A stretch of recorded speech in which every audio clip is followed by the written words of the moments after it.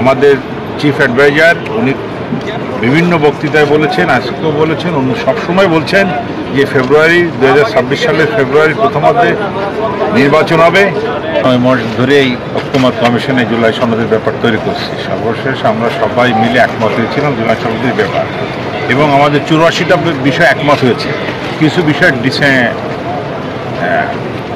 বিষয়ে আমরা একমত হই নাই, কিন্তু উপর আল্লাহর রহমতে আজকে আমরা জুলাই সনদ স্বাক্ষর করেছি, এবং এই স্বাক্ষরের মাধ্যমে আমাদের প্রথম একটা ধাপ বিজয় হয়েছে। এখন দ্বিতীয় ধাপ হচ্ছে বাংলাদেশে গণতান্ত্রিকভাবে একটা রাষ্ট্র নির্মাণ করা এবং জনগণের প্রত্যক্ষ ভোটে একটা সরকার গঠন হোক, এবং সেই সরকার মঙ্গলজনকভাবে দেশের কাজ করুক। দীর্ঘদিন ধরে একটা অনির্বাচিত সরকার দেশের জন্য মঙ্গল নয়। মানুষ 15 বছর ধরে ভোট দিতে পারে না। এখন আমাদের চিফ অ্যাডভাইজার উনি বিভিন্ন বক্তৃতায় বলেছেন, আজকেও বলেছেন, উনি সবসময় বলছেন যে ফেব্রুয়ারি 2026 সালের ফেব্রুয়ারির প্রথমার্ধে নির্বাচন হবে।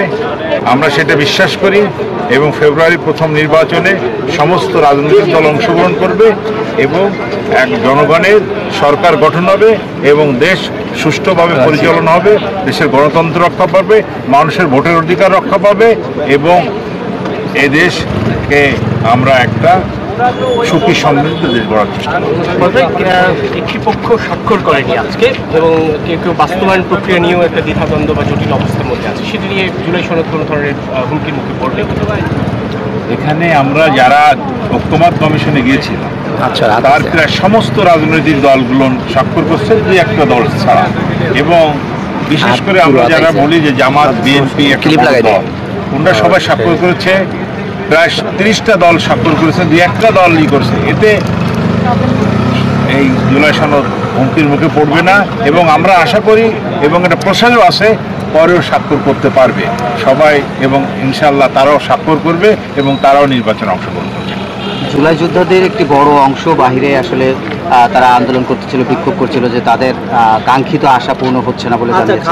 আপনার কাছে কি মনে হয়েছে যে আজকে যে জুলাই সনদে স্বাক্ষর করে আসলেন?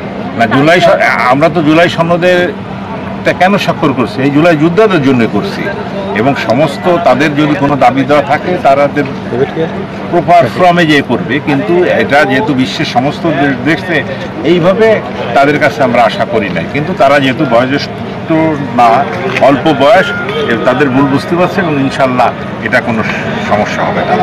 সরকারকে আমরা বারবার বলেছি, এবং আমরা সরকারকে বারবার বলছি, জুলাই যোদ্ধাদের আমাদের সবচেয়ে সম্মান দেওয়া উচিত।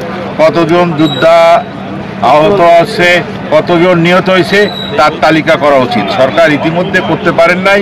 সরকারকে আমরা বারবার চাপ দিচ্ছি, এইটা করলে এই সমস্যাটা হবে না, এবং সরকার বলছে এটা করবে।